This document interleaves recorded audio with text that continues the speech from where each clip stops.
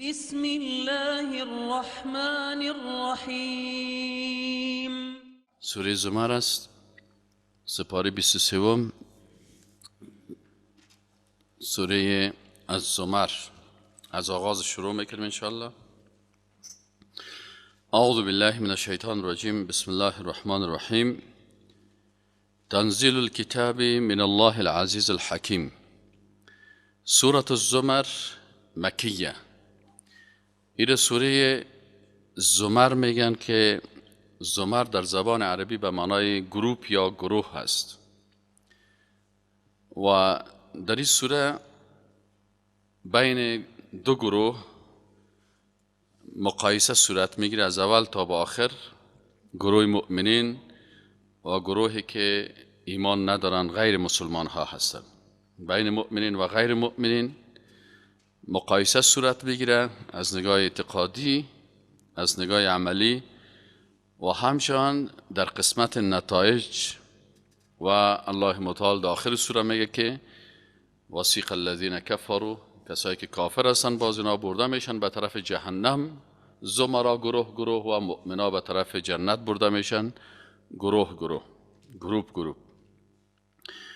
و این سوره مکی هست و ما و شما از آغاز خواندیم که سوره هایی که مکی هستند در مکه مکرمه نازل شده. تمام سوره هایی که قبل از هجرت و یا در مکه مکرمه نازل شده است، این کل از اینا موضوعات اعتقادی را بیان میکنن. توحید، اقسام توحید، توحید ربوبیت، توحید الوهیت، توحید اسماء و صفات، رد شرک، رد کفر، رد الحاد. تمام از اینا را دلایل ردشان بیان میکنن و نتایج ایمان و نتایج کفر. به خاطر اهمیت عقیده رسول الله صلی الله علیه و سلم 13 سال درس عقیده دادن و قرآن عظیم شان در طول 13 ساله که قبل از هجرت است، آیاتی که نازل شده و سوره هایش مکی، اینا تمامشان درباره عقیده هستند. از این خاطر موضوع عقیده بسیار مهم است، چون اساس و زیربنای اسلام عقیده هست. تا وقتی که عقیده یک از جور نشده باشه، نه از شبهات خلاص میشه و نه هم از شهوات. اعوذ بالله من الشیطان الرجیم. بسم الله الرحمن الرحیم. تنزیل الكتاب. تنزیل الكتاب من الله العزیز الحکیم. الله متعال بر بنده هایی که اونا الله را مشناسن، بر از اونا میفهمانه که یکی از اساسات توحید ایمان به ای هست که قرآن عظیم الشان از جانب الله نازل شده. تنزیل الکتاب، نازل کرده شده هست این کتابی که قرآن عظیم الشان است، من الله، از جانب الله است. وقت انسان مسلمان این آیت شریفه میخوانه که تنزیل الکتاب من الله، پس بر انسان یک درس داده میشه که شما مسلمان ها وقتی در مقابل دیگه کتاب ها قرار میگیرین، به هر شکلی که میباشین، او قسم شما میتونین که از این کتاب استفاده کنین. لکن قرآن عظیم الشان کتاب بسیار بزرگی است که از جانب الله هست. پس قرآن عظیم الشان آداب ظاهری داره و آداب معنوی داره. آداب ظاهریش که انسان مسلمان باید بسیار با پاکی، با طهارت، با اخلاق، با ادب در مقابل قرآن بنشینه و آیات قرآن توسط گپ‌های مردم قطع نکنه که اینجا آیات قرآن خوانده میشه و اونجا یک تلفن می فوراً گپ الله را قطع بکنی و بری گپ مخلوق گوش بگیری. باید گپ مخلوق قطع کرده شود. این کتاب من الله هست، از جانب الله هست. العزیز، او ذاتی که غالب است.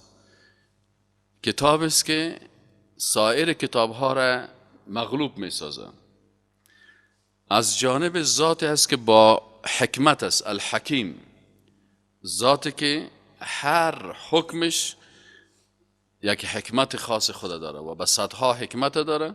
ای که ما نمیفهمیم حکمتایش مشکل ما هست. الله متعال میگه که انا انزلنا الیک الکتاب، یقینا که ما با عظمت خود نازل کردیم ای رسول الله صلی الله علیه و سلم، الیک به طرف تو، به سوی تو، الکتاب قرآن عظیم الشان را، بالحق، به خاطر توحید. توحیدی که مسلمان ها یک تا پرست باشن. فاعبد الله، پس اگر اساس توحید چی است که تو موحد هستی، عبادت مخصوص الله بگردن. چرا اکثریت مشکل اینمی است که عبادت و اطاعت به مخلوق صورت میگیره. باز تاکید میکنه که مخلصا، وقتی که عبادت برای الله میکنی ایره خالص برای الله بکن. یعنی دو حالت است. یک حالتی است که وقتی که عبادت میکنی این عبادت باید برای مخلوق نکنی. عبادت نامش که عبادت شد، ایره در مقابل مخلوق انجام ندی. دعا عبادت است بله، پس هیچ وقتی در مقابل هیچ مخلوقی که ولو ملائکه و پیغمبر هم باشن دست دعا را بلند نکن. نظر عبادت است فقط برای الله، رکوع عبادت است فقط برای الله. و مخلصا به این معنا که توحید نیت در این مراعات بکو که امی عبادتت 100% برای الله باشه، یک ذره هم در اون مخلوقی را داخل نکنی. له الدین که عبادت باز تاکید میکنه که خاص دینداری و ایمانداری برای الله می باشه. الا آگاه باشید مردم، لله الدین الخالص، دین خالص که است این خاص برای الله هست. آل بت پرستا چی فلسفه داشتن؟ ما و شما خواندیم که بت پرستا اشخاص دیگر دوستا و اولیای خود می گرفتن. والذین اتخذوا من دونه اولیاء، والذین و کسانی که اتخذوا گرفتن من دونه بغیر از الله اولیاء دوستان گرفتن که با همراه از اونا مثل محبت الله محبت میکنن. وقت از اونا پرسان میشد که شما کی را عبادت میکنین، باز اونا میگفتن ما الله را عبادت میکنیم. وقتی که شما الله را عبادت میکنین پیش از بت ها چرا میرین؟ پیش از قبرها چرا میرین؟ چرا به نام از اونا نظر میبرین؟ چرا به نام از اونا قربانی میبرین؟ چرا زیر قدم از اونا حیوان ذبح میکنین؟ چرا دست دعا را برای اونا بلند میکنین؟ فلسفه بت پرستی می هست که الله مشابه پادشاه هست. یک کفر، الله مثل پادشاه واره العیاذ بالله ظالم است، مستقیما ما را نمیپذیره، پس ما پیش از بت میریم، پیش از قبر میریم تا که این دست ما را گرفته و عریضه ما را گرفته و پیش الله پیش بکنه. همینجا الله متعال میگه اینی دلیل مشرکین است. این گپ مشرکین در هر زمان است. برای مشرک بگی خب تو الله را میشناسی؟ میگه بله میشناسم. خب چرا برای الله مستقیما عبادت نمیکنی؟ میگی دوستای الله هست، نازدانای الله هست، بزرگوارا هستن، سکرترهایش هستن، به اصطلاح امروزی رئیس دفترایش هست. پیش ازی بت و قبر میرم بازی عریضه ما را گرفته، برای چی میکنه؟ پیش میکنه. والذین اتخذوا من دونه اولیاء، الله میره میگه کسانی که بغیر از الله دوستا گرفتن چی میگن؟ ما نعبدهم، ما ای بت‌ها را و ای قبرها را عبادت نمی کنیم الا مگر لیقربونا الی الله زلفا، تا ما را قریب کنن به الله. خوب به قریب کردن نزدیک کردن، یا ما را به الله نزدیک میکنن، در حالی که الله متعال میگه الله الصمد، الله بی نیاز است، ضرورت به سکرتر رئیس دفتر نداره. الله رحمان الرحیم است، مستقیما از خودت میپذیره. الله اذا سألك عبادی عنی فانی قریب، الله میگه من به بنده خودم نزدیک هستم و از شارک گردانم برش. و نحن اقرب الیه من حبل الورید. اینه میگه مشکل بت پرستا و قبر پرستا در این نقطه هست که برای پیش از اونا میرن. چرا؟ میگه یا ما را به الله نزدیک میکنه. الله میگه من بر تو نزدیک هستم، الله میگه من از شارک گردن بر تو نزدیک هستم. چرا خودت دور از الله فکر میکنی که الله صدایت نمیشنوه، عریضیت نمیگیره؟ چرا تشبیه میکنی الله را با پادشاه و مخلوقات؟ پادشاه خود ظالم است، عریضه کلگیر خودش نمیگیره. پادشاه محتاج است، نیاز داره که سکرتر بگیره. الله عادل است، الله قدیر است، الله قادر است، قدرتمند است. هر بنده خدا میتونه که خودش مستقیمانه مشکلش حل بکنه. الله متعال میگه اینی استدلال مشرکین است و بت پرستا و قبر پرستاست. الله متعال میگه ان الله یحکم بینهم، گپ شما را قبول نمیکنن، گپ شما جنجال میکنن، جر و بحث میکنن، بگذارشان. ان الله، یقینا که الله یحکم و فیصله میکنه بینهم، در بینشان فی ما هم فیه یختلفون، در آن چیزی که اینا اختلاف داشتن.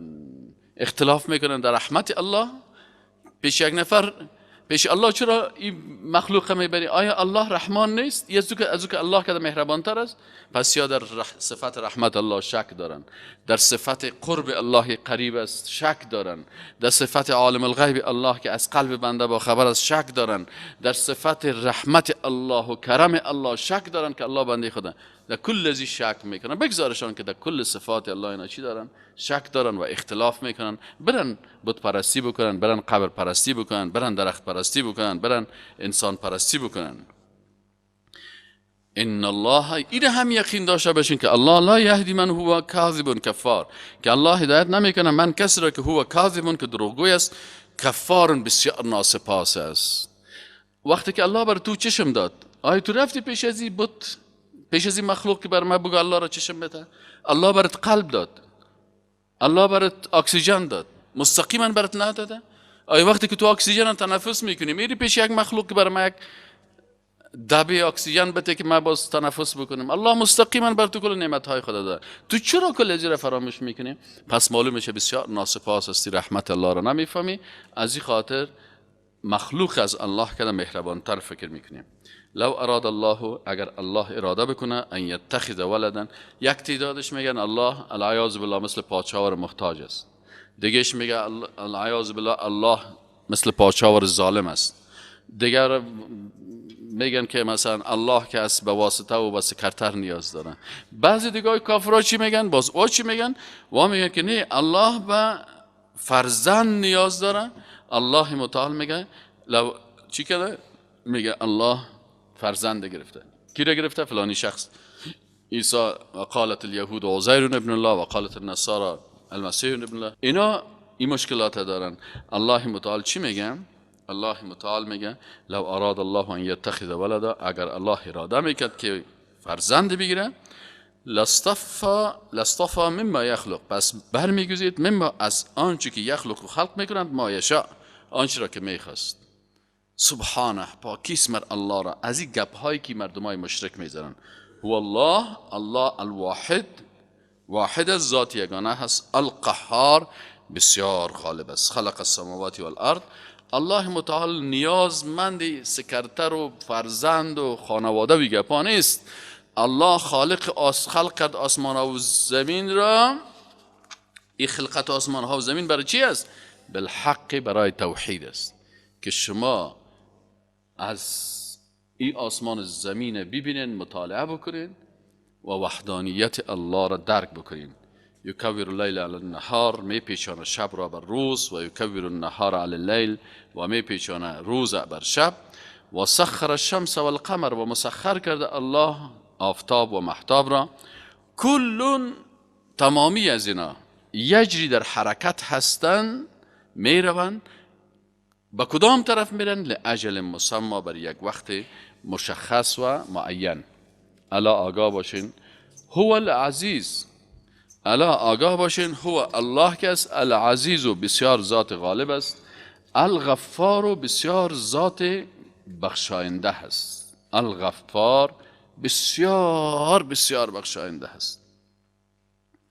خلقکم من نفس واحده، شما را از یک شخص خلق کرد.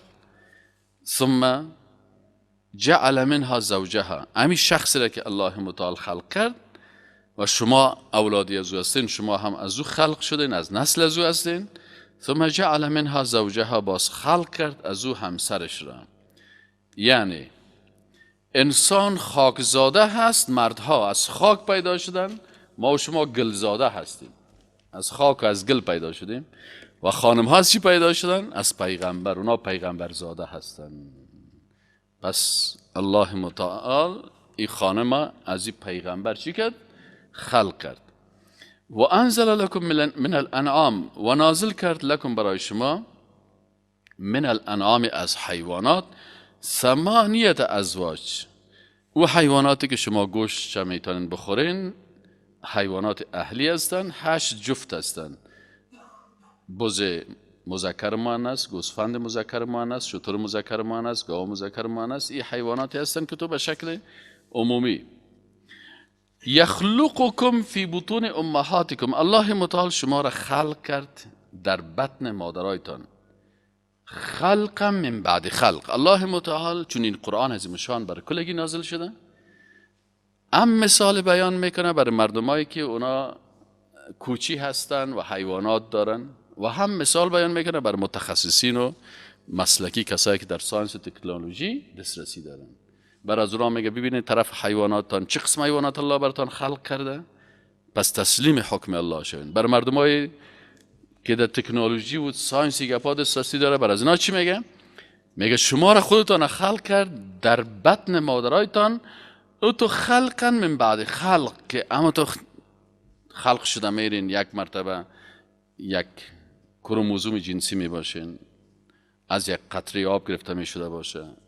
از این کروموزوم ها که مثلا در بین از این قطره آب چندین به هزارها کروموزوم است، دو دانه از زیر با هم یک جای میکنه، یا ایکس ایکس یا ایکس وای، بالاخره باز از این تبدیل میشه به چی؟ به توتگک علقه، گوشت ویزان، باز مثل مضغه گوشت جویده. اینمی قسم خلقا بعد خلق فی ظلمات ثلاثه، در سه تاریکی.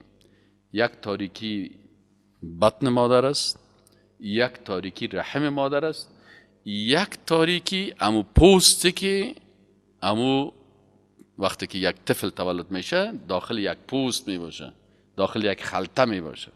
یعنی داخل سه تاریکی و داخل از خلطه او پر می باشه و در می خلطه او دار باز امی تفلک می باشه. پس دی تاریکی ها سبحان الله، الله متعال شما را چه قسم خلق میکنه در تاریکی های سیگانه. وقتی که شما خلقت خود درباره ازی فکر بکنین، ذالکم الله ربکم، اونو الله هست رب شما، خلق کننده شما، که شما را به اینمیش شکل دمیز تاریکی های سیگانه خلق کرده. له الملک، خاص باز برازو هست مالکیت و حاکمیت و تصرف. کس را باز شریک نسازید، بازیگاه تصرف کرده نمیتونه. وقتی که او ربتان شد و مالکتان شد و متصرف شد، این کلش مربوط میشه به توحید ربوبیت. توحید ربوبیت چی است؟ توحید ربوبیت یگانگی الله در افعالش، خلق کردن، روزی دادن، شفا دادن، تصرف کردن در کائنات، تصرف کردن در مخلوقات و اینمی قسم حفظ کردن از این مخلوقات. این کلش چی است؟ توحید ربوبیت یا توحید افعال است. باز قسم دوم چی است؟ توحید الوهیت است. توحید الوهیت یگانگی الله در دو چیز، در عبادت و در اطاعت از شریعت الله. لا اله الا هو، ای باز توحید الوهیت بیان میکنه. لا اله نیست هیچ موجود مستحقی که ذاتش عبادت شود و قانونش تطبیق شود الا هو، مگر الله. فانا تصرفون، پس شما به کدام طرف برگردانده میشوید؟ ان تکفروا، اگر شما کافر شوین، فان الله غنی عنکم، اگر شما کافر شوین الله بی‌نیاز است از شما. لکن در پالی ازی که الله به مسلمانی یا عمل و دینداری شما نیازی نداره، لکن الله متعال ولا یرضى لعباده الکفر، الله برای کافر شدن بنده ها باز راضی نمیشه. یعنی الله راضی نیست که کسی کافر شوه. از این خاطر الله متعال قرآن نازل کرده، در هر وقت پیغمبر نازل کرده، هر وقت مثلا احکام بیان کرده، دلایل بیان کرده، عقل داده، تا که انسان از تمام از این نعمت ها استفاده کنه. نعمت حس در محسوسات، از حس برای معقولات، نعمت عقل برای غیبیات، نعمت وحی برای تصدیقات، نعمت قلب برای تجربیات، نعمت علم. کل نعمت ها را الله براتان داده به خاطری که انسان کافر نشه. لکن الله متعال چون ذات عادل است، کس را به زور مسلمان نمیسازه و مؤمن نمیسازه. از این خاطر اختیارم برشان داده. با وجود از اینکه اختیارم داده، باز میگه الله متعال چی است؟ ولا یرضى لعباده الکفر، به بنده خود کفر راضی نیست. پس کسایی که کافر بیدین میشه مخالف رضایت الله کار میکنن. الله برشان اختیار داده، الله برشان اختیار داده، لکن راضی نیست که شما کافر شوید. فهمیدید؟ و این تشکرو، و اگر شما تشکرو، اینجا شکر به معنای توحید و یکتا پرستی است، اگر شما موحد باشین یرضح لکم، باز الله راضی می باشه بر شما. الله خوش داره که بنده هایش موحد باشن. ولا تزر وازرة وزر اخرى، و الله متعال ذات عادل است، هیچ وقت باری یک کسی را بالای کسی دیگه نمی اندازه. کسی که ولا تزر و بر نمی دارد وازرة، هیچ کسی بردارنده وزر اخرى، گناه شخص دیگه را. هر کس میفهمه گناه خودش، اللهم الا که او در جمله رعیت رو زیر دستت باشه. اگر باز رعیتت بود، تو در اعمال از اون نقش داشتی، باز مسئولیت داری. مثلا پدر باز گفتن نمیتونه که بگه والا صاحب والا تزر وازرة وزر اخرى، مرا به بچیم چی، مرا به دخترم چی. شوهر باز گفتن نمیتونه مرا به خانمم چی. بیادر گفتن نمیتونه مرا به خواهرم چی. بعضی مردمای بیدین که بی غیرت هستن بازی استدلال میکنن بازیگاه آیات قرآن که باز میگه نه، تو در مقابل فامیل چی داری؟ مکلفیت داری. این در قسمت بیگانه هاست که مثلا بیگانه هست با تو ارتباط ندارن، تو کدام صلاحیت هم نداری، زیر دستم نیست، بنابراین هر کس میفهمه کارش. مثلا تو صلاحیت ندارم که صبحکی تو چی کردی، حالا اگه صبح تو خواب کردی نماز نخواندی دیگه من خب بار تو رو برداشتن نمیتونم. یا اگر مثلا من صبحکی نماز ما قضا کردیم توی انداخته نمیشه. اگه باز تو پدرم هستی یا رئیسم هستی سیزده یا رهبرم هستی، باز در اون صورت تو باز مسئولیت داری. قو انفسکم و اهلیکم نارا، باز آیت قرآن در قسمت خانواده بازو رو میگن. خب ثم الی ربکم، سپس به پروردگارتان مرجعکم، بازگشت شماست. فینبئکم، باز شما را الله متعال خبر میده به ما کنتم تعملون، با آنچه که شما عمل میکردید. انه یقین داشته باشید که الله متعال علیم بذات الصدور. این توحید در علم غیب الله میگه. الله بسیار با خبر است از آنچه که در صدر شما یا در سینه های شماست. و اذا مس الانسان ضر، و وقتی که بر یک انسان برسد یک تکلیف، دعا ربه منیبا الیه. الله متعال انسان های مسلمان و بیدین بیان میکنه. انسان مسلمان در هر حالتی به الله رجوع میکنه. انسان های بیدین چی هست؟ وقتی که ضرر برش رسید بازی بسیار به الله دست و دعا را بلند میکنه، منیبا الیه، بسیار با انابت و رجوع میکنه به الله. ثم اذا خوله نعمتا، باز وقتی که الله متعال برش بده یک نعمت، منه از جانب خودش، نسیه، بازی فراموش میکنه. ما کان یدعو الیه، آنچه را میخواهند که ما کان یدعو الیه من قبل، باز فراموش میکند به آنچه که او دست دعا بلند میکرد قبلا. وقتی که سختی سرش آمد به الله تسلیم است. وقتی که سختی برآمد باز پس به اون مخلوق مراجعه میکنه. باز میگه اولاد، وقتی که اولاد نداشته باشی یا الله چطور کنم، اولاد ندارم می ندارم، باز وقتی که الله برش اولاد داد باز میگه ایره نامش چی بان، شیر داد. کیس شیر؟ میگه اون فلانی شخص نام شیر است، تو بر ما دادیش. خب ماشاءالله. به شیرداد که بری بگی شیرداد خان برازی بچه دادی، خودت چرا اولاد نداری؟ میگی لوده است، من به خود اولاد دادن نمیتونم، اومده که بر من فلانی اولاد داد. من صرف یک کاغذه که برش نشته کردم، یک 500 از پیشش گرفتم. او کار الله هست، الله برش داده و نمیفهمم.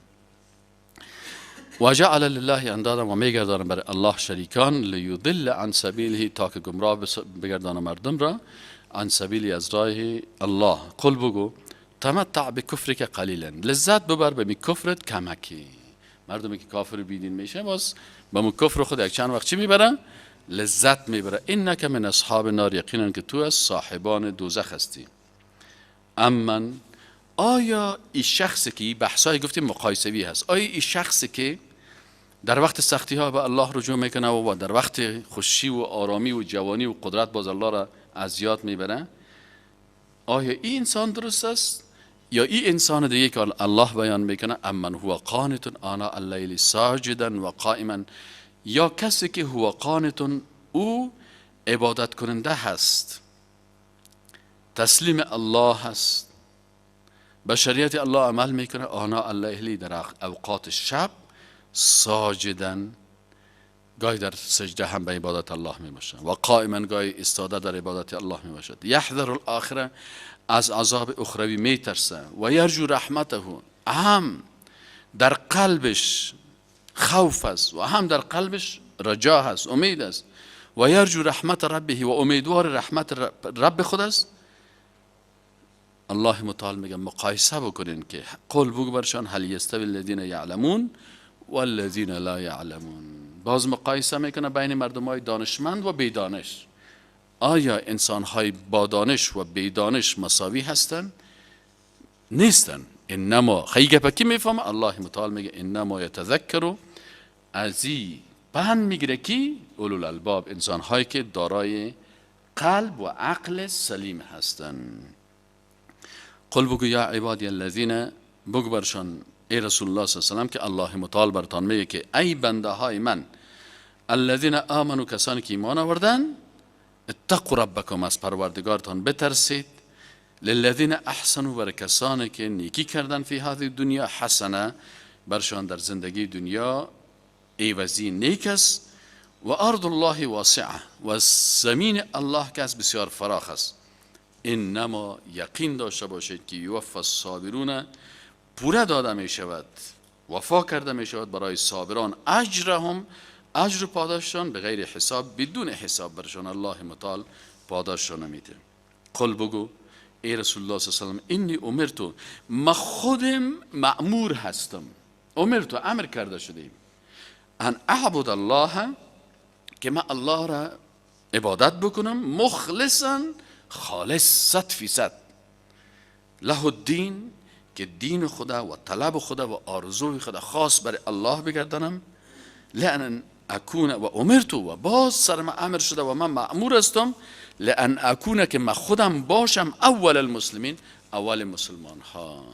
مشرکین بعض اوقات میامدن که پیغمبر بیا امرای ما صلح بکو، مصالحه بکو، پلورالیسم دینی بکو، یک روز در بتخانه ما بیا، یک روز در فسادخانه ما بیا، یک روز کت ما که پیش خانه چک چک میکنیم میرقصیم، کت ما چک چک و برقص، ما کان صلات من در بیت الا مکا و تسلیه. نه، مشرکین میگن نماز میخوان، چه قسم نماز میخوان؟ با چک چک و شپلاق.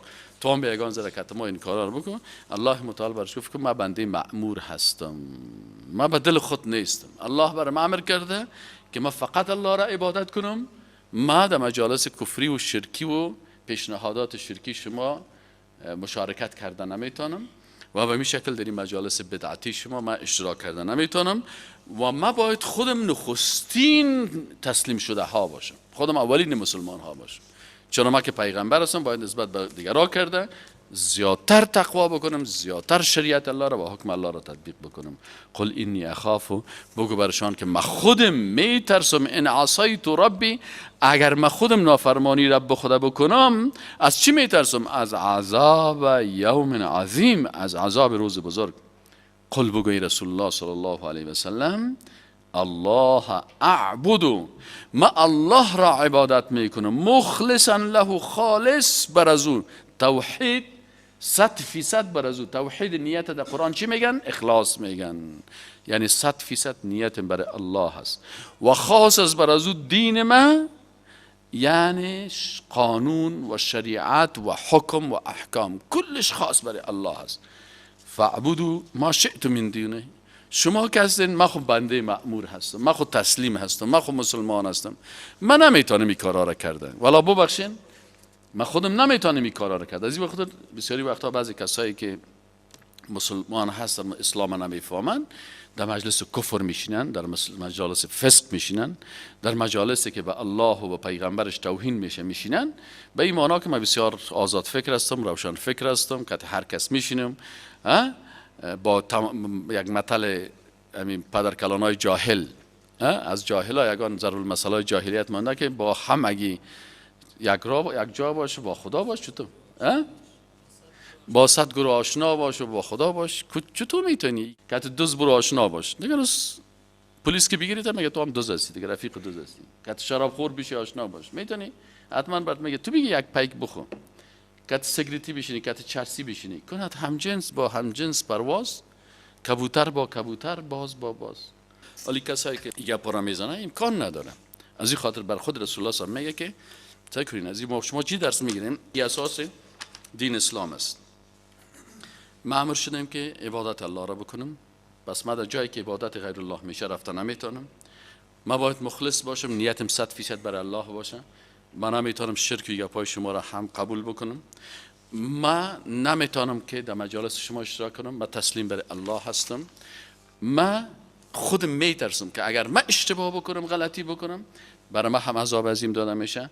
من اعبدو الله را فقط عبادت میکنم. دین ما و قانون ما هم مخصوص الله هست. آل شما فعبدوا ما شئتم من دونه، پس شما برین عبادت بکنین هر چیز را که میخواین. شما به دل خودتان هستین. من که پیغمبر هستم و من که مسلمان هستم و من که با الله تعهد کردیم، من به دل خود نیستم. من دمون نقشه حرکت میکنم که الله بر ما اون نقشه را نشان داده. من هر طرف هر جای رفته نمیتونم، ولی یک مسلمان واقعی از ترس جایی رفته نمیتونه. میفهمی که اینجا میری بسیار خوب غوریای پلاو و کباب است، میفهمی حرام است، نمیخوری. میری کچالو میخوری. میفهمی در این مجلس بشینیم در اینجا بسیار ساتیری هست لکن گناه هست، نمیری. میفهمی در این حزب برم برای من بسیار مقام خوبش میته، میفهمی حزب است مرا به کفر میکشونه.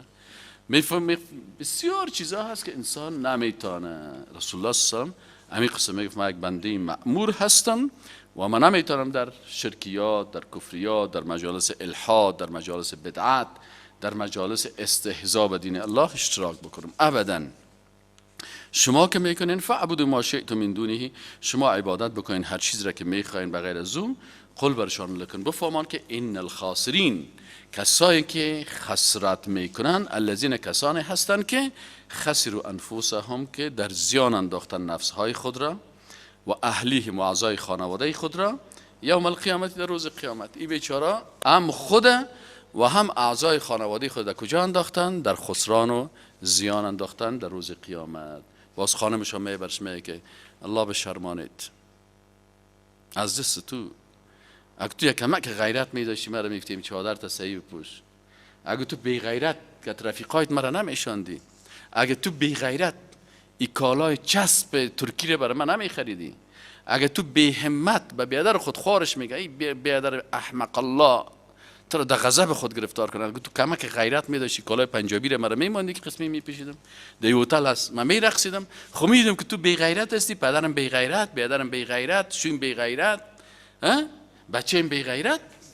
از همین 4 تا اگر 1 تا غیرتی هم پیدا شود او زن جنتی است. لکن اگر تو از کمی هر 4ش بیچاره چی میباشه؟ بی غیرت میباشه. او زن فیشن کدگی یا آرایش کدگی خوار خدا میبینه که لباش سرخ سرخ به شک کفتر چی کده باشه، خورده باشه و این بیادرش بی غیرت قرار سرش سایل میکنه. اگر یک کمک برش بگیر نپوشی لباسه، پدرش برشی قسم لباسه نخره، مادرش تشویقش نکنه، بچهش برش بفهمانه، بس بعد از خود به خود میگه والا راست میگن، برش بفهمانه. والا بزرگترین شخصیت در اسلام، اولین شخصی که به رسول الله ایمان آورد ام المؤمنین خدیجه کبرا بود که الله برش هم سلام فرستاد، هم قصد در جنت برش داد، از جمله مبشرین به جنت است. چرا؟ به خاطر که رسول الله فهماندش.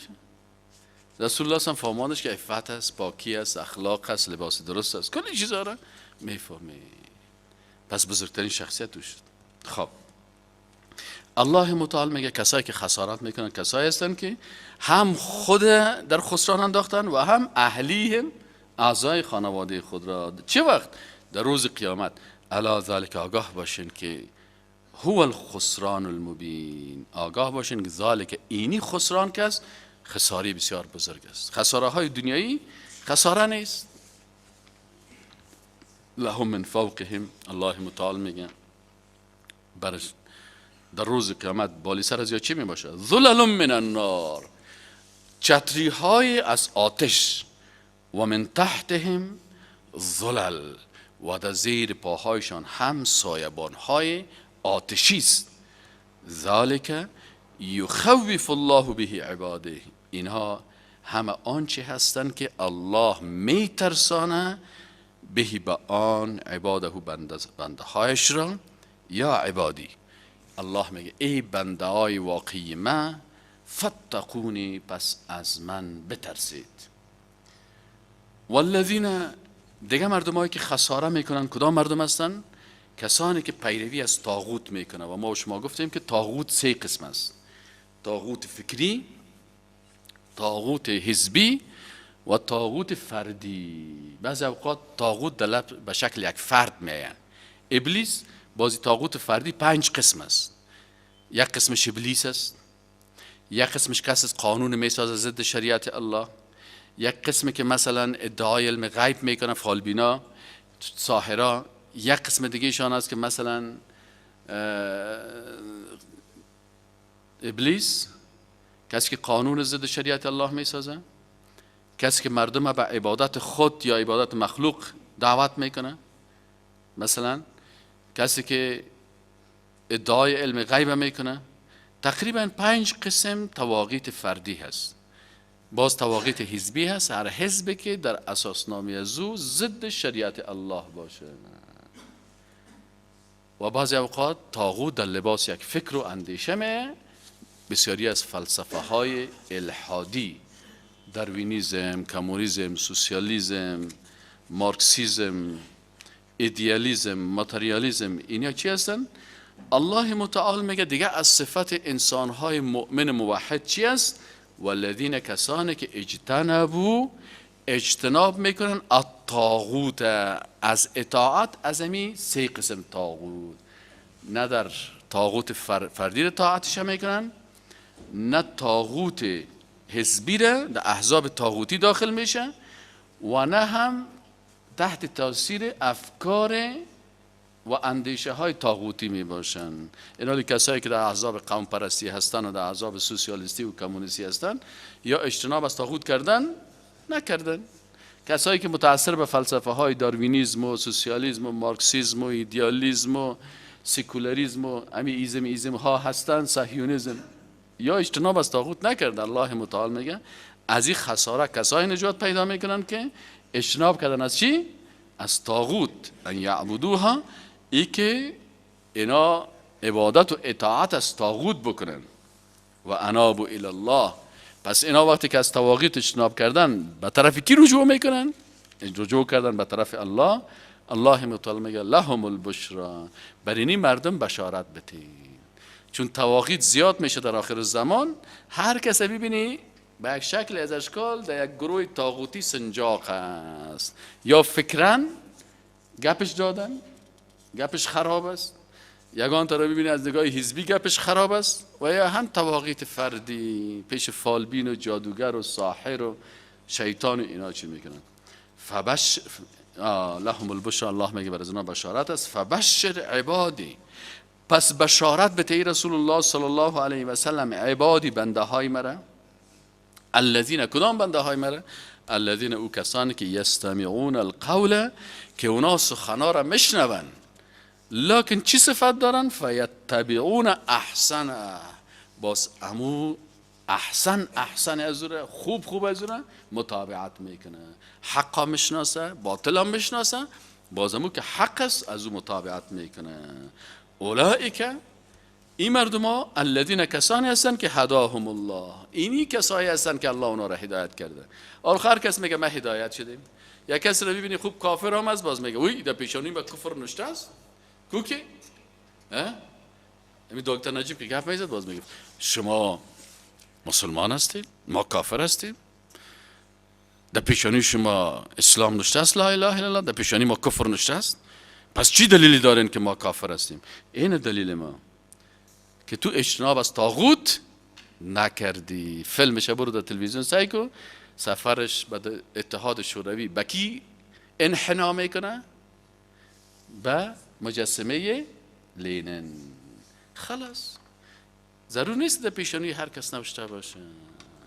در پیشانی نوشته شدن نگوره. خب باز مردم های لوده کار داره که فقط باید ببینه. همین که عمل تو هست، این قرآن.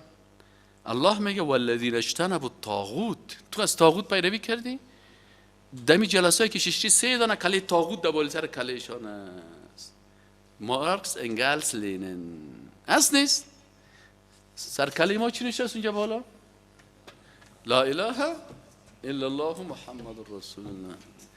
پس چرا وقتی که کارمل بیانیه میته و در اونجا نجیب هم 6 تا و دگاهش هم 6 تا، چرا در سر سرتان کلیتان 3 دانه طاغوت آوردین؟ کارل مارکس، انگلس و لنین با خاطر واسه تا طاغوتی بودن که ضد شریعت الله. مارکس چی میگفت؟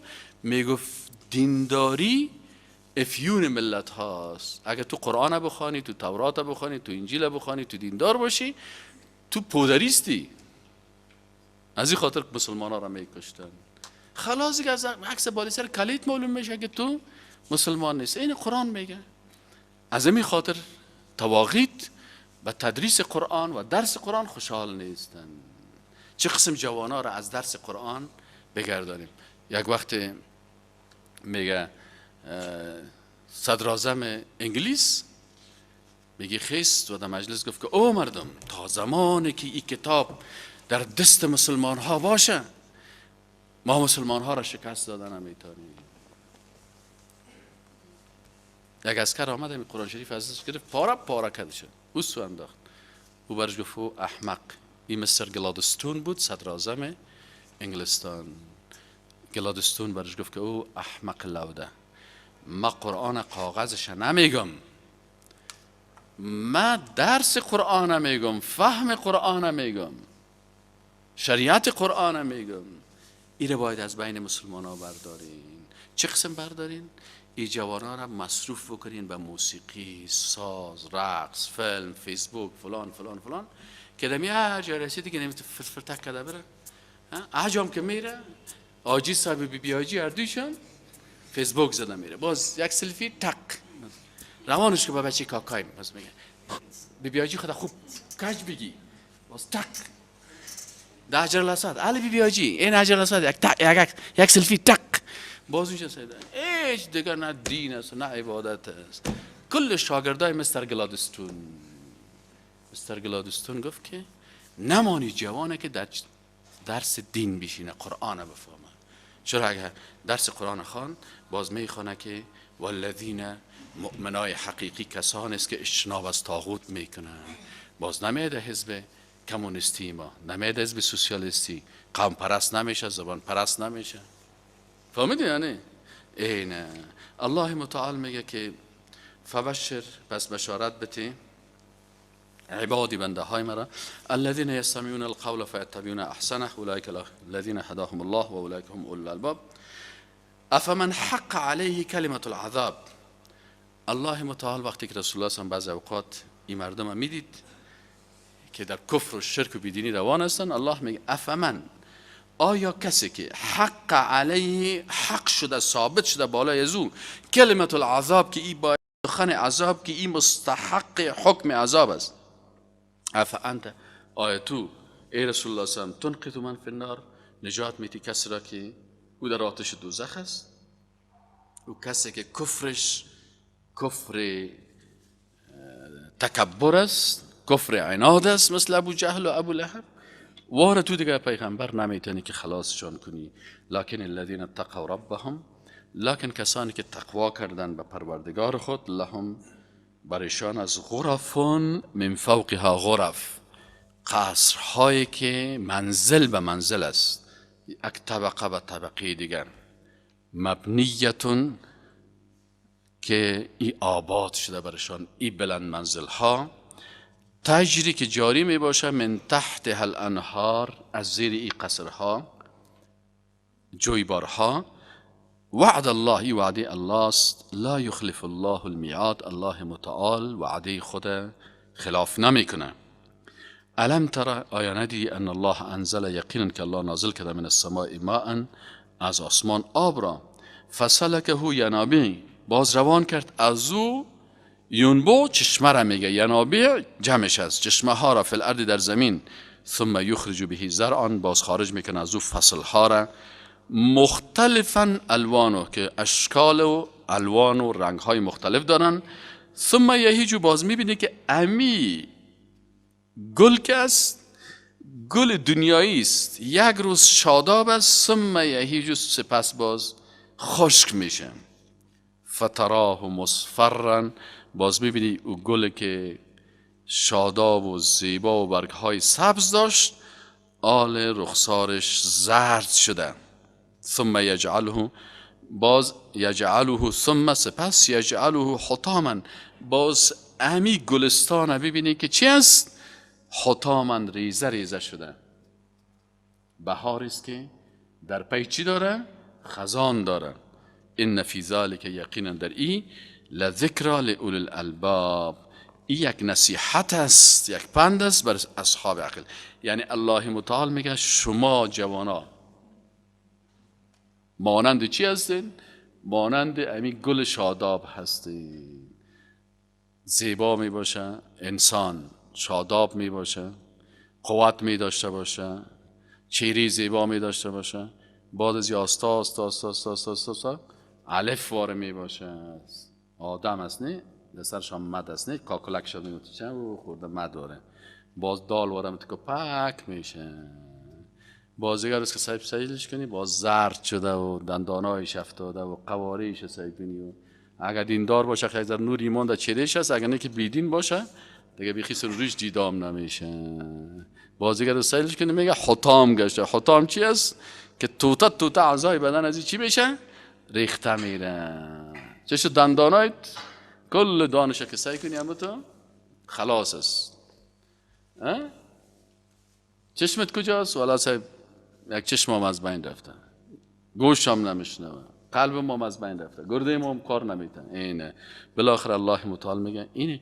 ده اینمی که شما این مخلوقات میبینین، بهار چی زیبایی است، اما فکر کنین 6 ماه بعد ماه 7 خزان شروع میشه. از تو همین قسم است. مغرور باید نشین، مغرور باید انسان نشن. افمن، الله متعال میگه آیا کسی که شرح الله فراخ ساخت الله متعال صدره سینه اش را للاسلام، قلب در سینه انسان هست، کسی که الله متعال بازگردانید قلبش از صدرش سینه اش را للاسلام، فهو علی نور من ربه، پس او در روشنی از جانب پروردگار خود هست. آیا این مساوی هست با کسانی که قلبشان قاسی و قلبشان زشت و تاریک است؟ بحثای مقایسوی است. فویل، پس شدت عذاب است، للقاسیة قلوبهم، برای کسانی که بسیار قاسی و سخت است و قساوت داره قلوبهم، دلهایشان، من ذکر الله، از شریعت و حکم الله، شریعت الله را نمیپذیره. اولئک، اینی گروه مردم، فی ضلال مبین، در گمراهی آشکار هستند. الله ذات است که نازل کرده احسن الحدیث، بهترین سخنات، قرآن عظیم شان، کتاب است متشابها که مشابه هست، مثال ها و احکام ازی مثانیه که تکرار خوانده میشه دو مرتبه. هر حکم خود الله متعال باز تکرار میکنه، باز دلیل خود تکرار میکنه، باز دلیل تکرار میکنه، باز شکست فرعون، باز غرور فرعون، باز کامیابی موسی علیه السلام، تکرار کرده میره. وحدانیت خود بیان میکنه، قدرت خود بیان میکنه، جزای مؤمنین بیان میکنه، جزای منکرین بیان میکنه، عذاب خود، دوزخ، سختی ها را کلش بیان میکنه. تقشعر رو که چی میشوند؟ که بسیار مضطرب میشه، بسیار چی میشه؟ بلند میشه موهای بدن. تقشعر یعنی در لرزه میایه، در تپش میایه، در اضطراب میایه. منه، از امی احکام الله، جلود الذین یخشون ربهم، پوست های کسانی که از الله میترسن. ثم سپس تلین جلودهم، نرم میشه پوست هایشان. و قلوبهم الی ذکر الله، و قلب هایشان به طرف یاد الله میباشه. ذالک هدی الله، اینمی هدایت الله است. یهدی به من یشاء، هدایت میکنه الله به آن، من یشاء، هر کس را الله بخواد. و من یضلل الله، و هر کسی را که الله گمراه کنه، فما له من هاد، باز بر از او کسی هدایت کننده یافت نمیشن.